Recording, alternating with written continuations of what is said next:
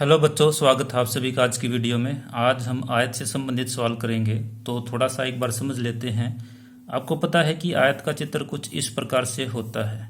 चार भुजाएं होती हैं, चारों कोण होते हैं और दो विकर्ण होते हैं। विकर्ण एक दूसरे का समद्विभाजित करते हैं परंतु समकोण पर नहीं करते, यानी कि ये कोण 90 डिग्री का नहीं होता। तो जब भी आयत का सवाल आएगा तो आपको वो क्या क्या दे सकता है। तो इन सभी चीज़ों में से चार भुजाएं, चार कोण, दो विकर्ण और विकर्णों के बीच का कोण, इन सभी में से आपको दो ही चीज़ें मिलेंगी सवाल करने के लिए। वो दोनों चीज़ें क्या हो सकती है? हो सकता है दोनों भुजाएं हों, यानी कि एक भुजा ये, एक भुजा ये। तो पहला सवाल जो आपका बनेगा उसके अंदर भुजाएं दी गई हैं। दूसरा सवाल जो आपका बनेगा उसके अंदर एक भुजा के साथ एक विकर्ण दे सकता है। दोनों विकर्ण नहीं देगा क्योंकि दोनों समान होते, तो दोनों विकर्ण देने का कोई फायदा नहीं, एक विकर्ण से ही हमारा काम चलेगा। तो एक भुजा होगी प्लस में एक विकर्ण होगा। और जो तीसरा सवाल होगा उसके अंदर क्या होगा, आपको मिलेगा एक विकर्ण और विकर्णों के बीच का कोण। तो विकर्ण मिलेगा प्लस में विकर्णों का कोण।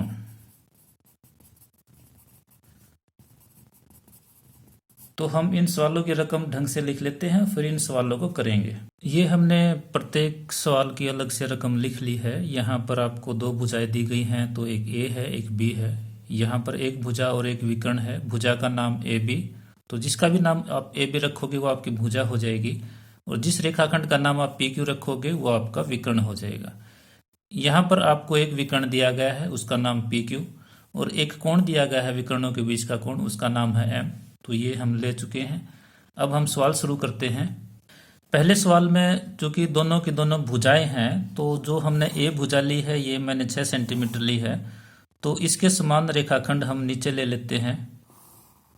और क्योंकि आपको पता है कि आयत के सारे कोण 90-90 डिग्री के होते हैं, तो ए बी जो रेखाखंड हमने लिया है ए के समान, इसके किसी भी सिरे पर, इस पर या इस पर आप 90 डिग्री का कोण बना सकते हो। मैं बी बिंदु पर 90 डिग्री का कोण बना लेता हूं।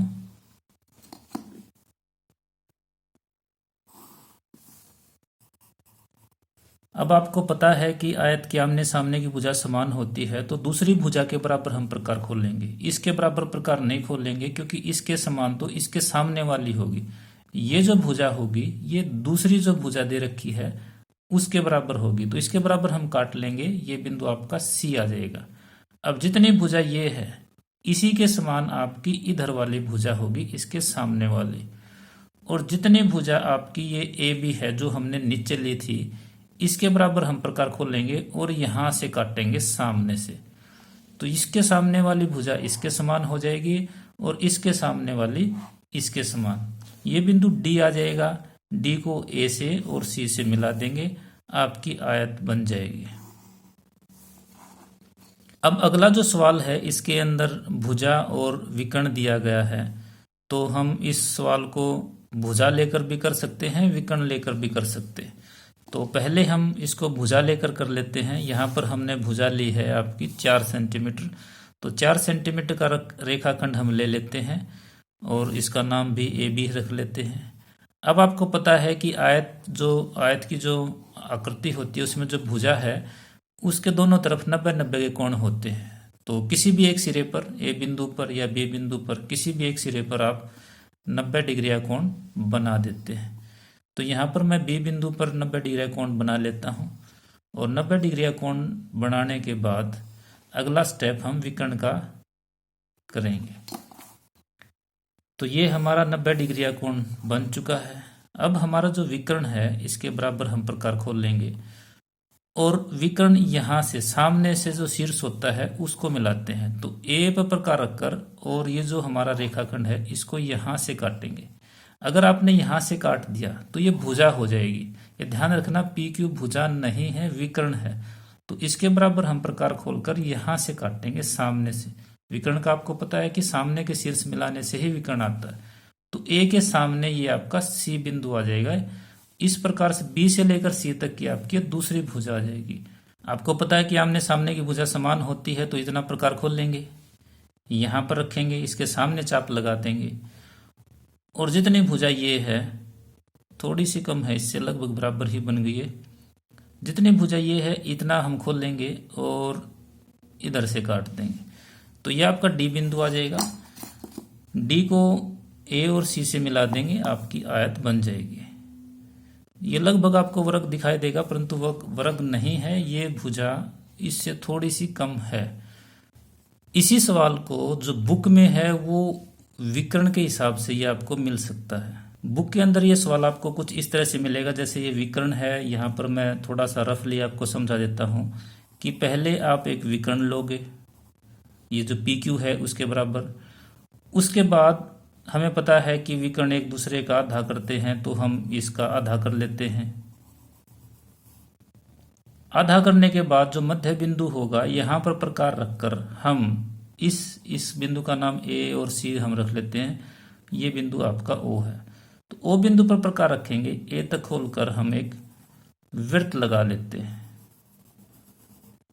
तो ये जो वृत्त है ये एक बाउंड्री होगी। आपको पता है कि इस वृत्त का केंद्र ये है, केंद्र ये होने से ये एसी इस वृत्त का व्यास हो जाएगा। तो इस वृत्त के अंदर से आप इधर से कोई व्यास खींचोगे तो वो भी एसी के समान होगा, क्योंकि आपको पता है कि वृत्त का हर एक व्यास समान होता है। इधर से खींचोगे तो भी एसी के समान होगा। तो यानी कि इस वृत्त के अंदर जो भी चतुर्भुज आपकी बनेगी उसका दूसरा विकर्ण एसी के ही समान होगा। ये इसीलिए किया है क्योंकि आयत के दोनों विकर्ण समान होते हैं। तो क्योंकि दूसरा विकर्ण एसी के ही समान हो तो हमने इस पर प्रकार रखकर एक बाउंड्री खींच दी ताकि दूसरा विकर्ण इसी के अंदर आए। अब भुजा दी गई है तो भुजा के बराबर हम प्रकार खोल लेंगे। ए पर रखकर ऊपर चाप लगा देंगे और सी पर रखकर नीचे, इनको ऐसे मिला देंगे। ये बी बिंदु आ जाएगा, ये डी बिंदु आ जाएगा। तो बी से लेकर डी तक का जो विकर्ण होगा वो एसी के ही समान होगा, और ये दोनों भुजाएं आपके आमने सामने की समान आ जाएगी। बुक में ये इस तरह से है, इस तरह से करोगे तो भी ये गलत नहीं है। तो जैसा भी आपको ठीक लगे इसको कर सकते हो। अब जो तीसरा सवाल है ये आपकी बुक में नहीं है, ये कैसे होगा वो देखते हैं। यहां पर कहता है कि विकर्ण पी क्यू है, तो सबसे पहले हम विकर्ण ही ले लेते हैं। पी क्यू को मैंने 5 सेंटीमीटर लिया है, तो 5 सेंटीमीटर लंबा रेखाखंड हम यहां पर ले लेंगे। इसका नाम मैं रख लेता हूं एसी।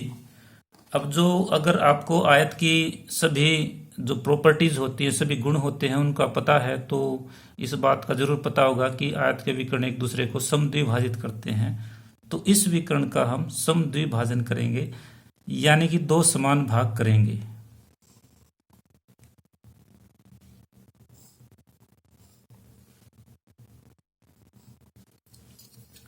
ये सारा का सारा काम बिंदुदार होगा। ये वो बिंदु आ गया जहां से दूसरा विकर्ण गुजरेगा, क्योंकि पहले विकर्ण का जो मध्य बिंदु होता है वहीं से दूसरा विकर्ण गुजरता है। तो यहां से दूसरा विकर्ण गुजरेगा, और दूसरा विकर्ण गुजरने के लिए जो कोण बनाता है वो कोण हमें दिया गया है। तो ये कोण आपने यहाँ मध्य बिंदु पर बनाना है, आपका सवाल हो जाएगा। तो कोण एम के ऊपर हम एक चाप लगाते हैं और उतना ही प्रकार खोलकर यहाँ मध्य बिंदु पर भी हम चाप लगा लेंगे, और जितना कोण ये है इसके बराबर खोलकर यहाँ से इसको काट देंगे। काटने के बाद इसको मिला देंगे। मिलाने से जो लाइन आई है यही आपका दूसरा विकर्ण है। तो इस दूसरे विकर्ण की लंबाई कितनी होगी उसके लिए क्या करना है, तो या तो इस सवाल की तरह से आप पूरा वृत्तखंड खींच लो या सिंपल काट लो। तो हम आपको पूरा वृत्तखंड ही खींच कर दिखा देते हैं। यहाँ से बिंदुदार लगेगा ये, और अगर आप सिंपली इसको काटते इसको यहाँ से तब भी ये यहीं पर कटना था।